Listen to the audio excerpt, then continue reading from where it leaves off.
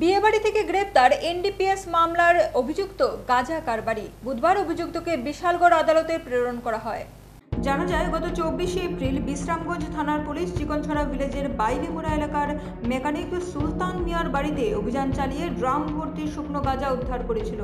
সুলতান মিয়া মানুষের বাড়ি বাড়ি ঘুরে বাইক স্কুটি সারাই করেন। সুলতানের ছেলে নাসির উদ্দিন কিছুদিন আগে বিদেশ থেকে এসেই গাঁজার ব্যবসায় নেমে পড়েন বলে অভিযোগ। পুলিশ গোপন খবরের ভিত্তিতে তার বাড়িতে অভিযান চালিয়ে এই শুকনো গাঁজা উদ্ধার করে নাসির উদ্দিনের বিরুদ্ধে এনডিপিএস মামলা নথিভুক্ত করে। এতদিন ধরে অভিযুক্ত পলাতক ছিল। মঙ্গলবার গভীর রাতে নাসিরের বাড়ির পাশে একটি বাড়িতে বিয়ের অনুষ্ঠান ছিল। পুলিশের কাছে খবর ছিল সেই বাড়িতে নিমন্ত্রণ খেতে যোগ দেবেন নাসির।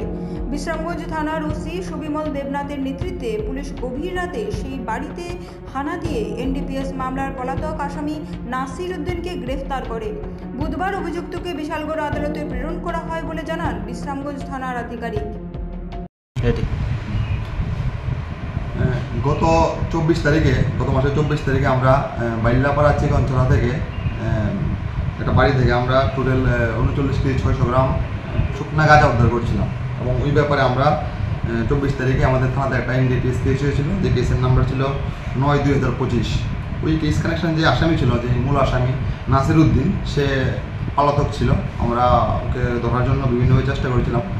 গতকালকে রাত্রে আমরা গোপন খবরের ভিত্তিতে আমরা চিকনছড়া বাইল্লাপাড়াতে রেড করি এবং যে ওই কেসের আসামি নাসির উদ্দিন, ওকে আমরা গতকালকে রাত্রে অ্যারেস্ট করতে সক্ষম হয়েছি। আজকে আমরা ওকে বিশ্রামগঞ্জ থানা থেকে আমরা ওকে বিশালগড় কোর্টে প্রেরণ করেছি 4 দিনের পুলিশ রিমান্ড চেয়ে। ওই গাঁজার বিজনেসের সঙ্গে কে কে যুক্ত আছে ওগুলো জানার জন্য, এবং 4 দিনের পুলিশ রিমান্ড আমরা আবেদন করেছি। আমরা তাদেরকে রিমান্ডে এনে তাকে আমরা জিজ্ঞাসাবাদ করবো এই অপরাধের সঙ্গে আর কে কে যুক্ত আছে। স্যার, পরিচয়? আমি ইন্সপেক্টর সুবিমল দেবনাথ, ওসি বিশ্রামগঞ্জ থানা।